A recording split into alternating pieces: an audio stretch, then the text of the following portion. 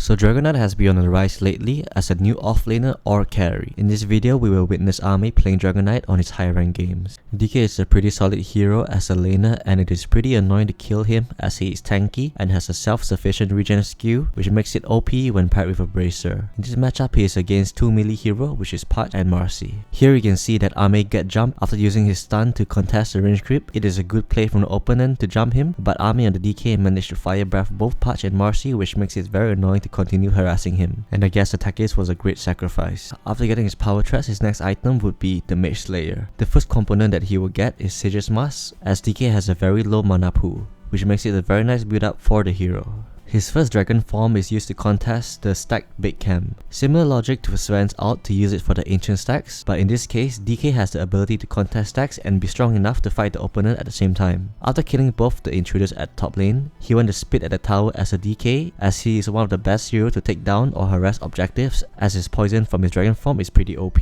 This part here is interesting as his offlane alchemist decides to hit the jungle, which means that AME has nothing to farm for the next minute, so he uses his time to secure the 10-minute rune for the mid lane. The rune did not spawn on his side, and the Patch ended up paying AME a visit and did a little dance hook. His team was on the way, but he was already sent back to the fountain by the time help arrived. After he died, he started drawing because he had an offlaner that was AFK in the jungle most of the time, and that was pretty hilarious. After he spawned and finished his Mage Slayer, it was his turn to farm as Alchemist can finally act as a tempo controller after receiving his Radiance to fight mid. After clearing the top wave that's near his tower, he decides to hit bottom by using the portal and seized the Luna. He scared the heck out of the Luna and took down the tower at the same time. After getting his objective, his next farming pattern is going back to the top lane while his dragon form is going down. From this, you can learn that AME is actually making his map movement based on his cooldown on his ultimate. Take note that the moment his dragon form is up, he will rotate to get objective with it. Always fight or take objectives when you have dragon form up. Once AME has his blink dagger, he calls for a smoke to look for a gangbang. They saw the Patch, but he has Aegis, so he was a bit hesitant. That is until he walks very out of position with half health left. The Dire decides to take the free gift. They took down the Aegis and look at AME's positioning. He took a step back and wants to take out the back lines. This is a very good example of a pro player's vision of teamfight, totally outplaying every single opponent. And just from hitting the backline alone, he actually made the Vengeful Spirit swap kind of useless. And in the end, he swept the floor with the Radiant. On the final fight, his team was able to survive with the high net worth lead, and all he did was just blink in from the back lines and destroyed everyone. And it seems like this was the end for the Radiant.